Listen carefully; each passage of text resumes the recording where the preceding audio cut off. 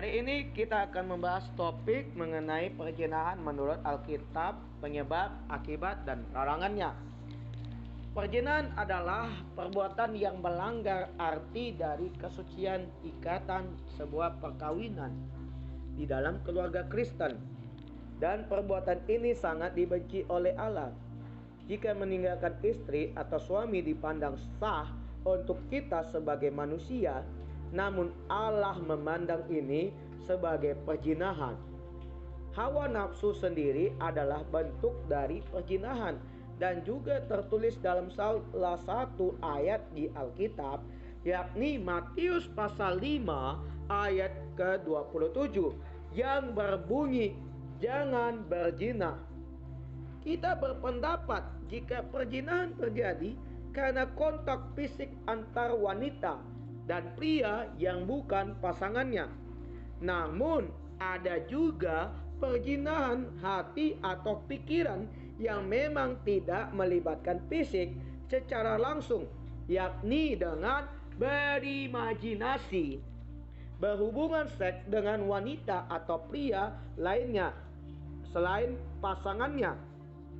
Berikut ini akan saya jelaskan tentang perzinahan menurut Alkitab, tentang hukuman dan akibatnya dalam hidup. Penyebab terjadi perzinahan.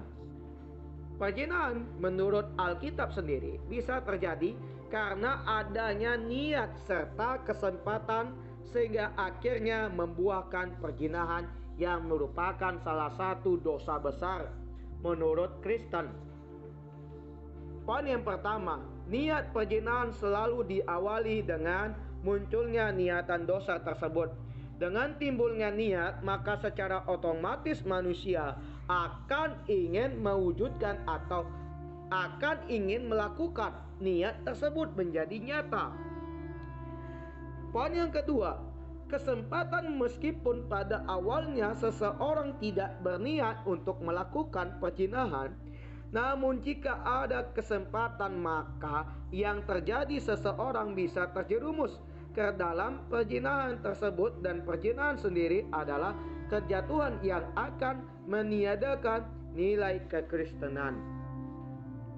Hal tentang perzinahan, ada beberapa hal yang berhubungan atau berkaitan dengan perzinahan dan sangat bertentangan dengan ajaran Tuhan yang sudah tertulis dalam Alkitab. Sebagai berikut saya akan jelaskan. Pertama, perzinahan mengikat dan roh yang memperhambat. Seperti yang sudah dijelaskan di atas, perzinahan terjadi karena adanya sebuah kesempatan, dan di saat kesempatan tersebut hadir, maka akan mengikat dan menjadi roh yang memperhambat manusia. Apabila ini dilakukan terus-menerus, akan menyebabkan kita semakin lebih jauh kepada Tuhan. Nomor kedua, perzinahan menghancurkan tubuh sebagai bait Roh Kudus. Seseorang yang melakukan atau niat berzina tidak akan bisa mengalami kebangkitan karena tubuh kita sendiri merupakan bait Roh Kudus. Seseorang yang melakukan perzinahan akan direndahkan dan kemuliaan hanya bisa dialami oleh orang yang berjalan dalam kebenaran. Selain itu, mungkin tubuh kita atau layaknya setelah kita meninggal tidak akan diterima oleh Tuhan Yesus. Nomor ketiga, perzinahan adalah tindakan bodoh. Perbuatan zina tidaklah terjadi dengan spontan atau tiba-tiba, namun merupakan buah.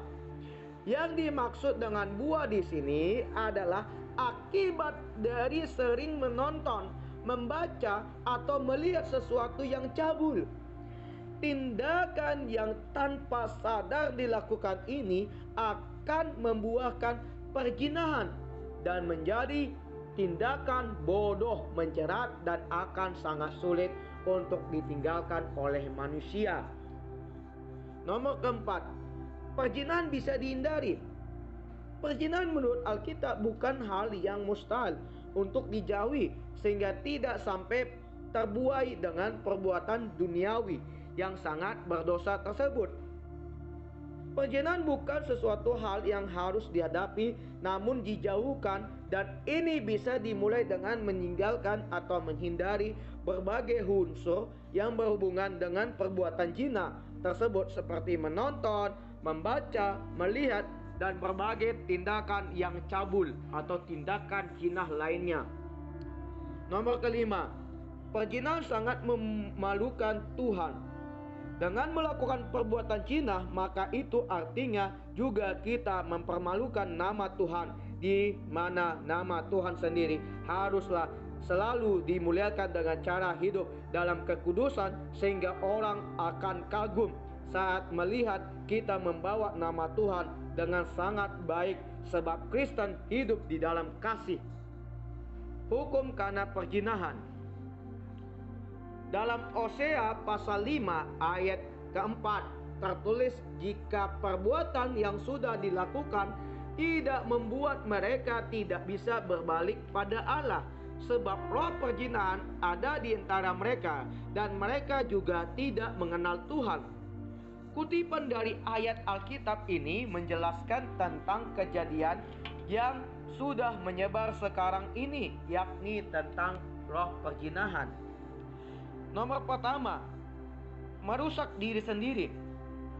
Perzinahan adalah perbuatan yang sangat sia-sia, sehingga membuat segala sesuatu yang dimiliki seseorang akan terbuang begitu saja. Sampai suatu saat orang tersebut tersadar dengan perbuatan zina yang berdosa tersebut.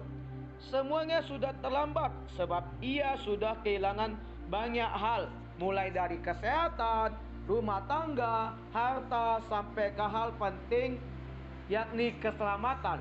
Nomor kedua, jalan menuju kematian.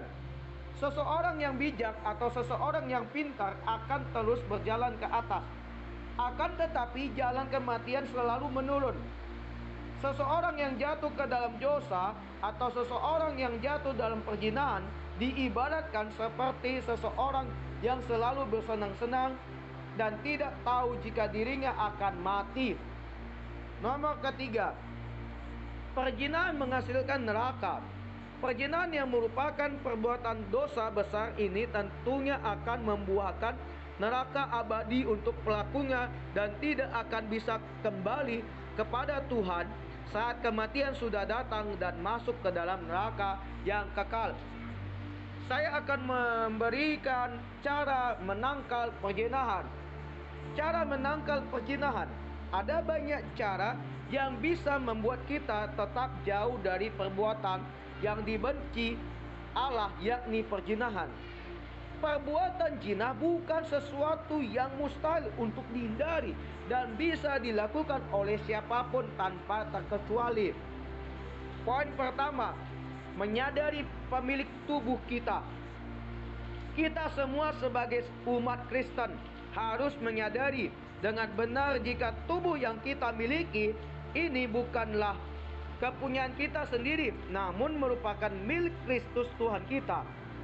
Hanya Kristus yang memiliki hak atas tubuh kita, dan tubuh kita menjadi rumah Kristus.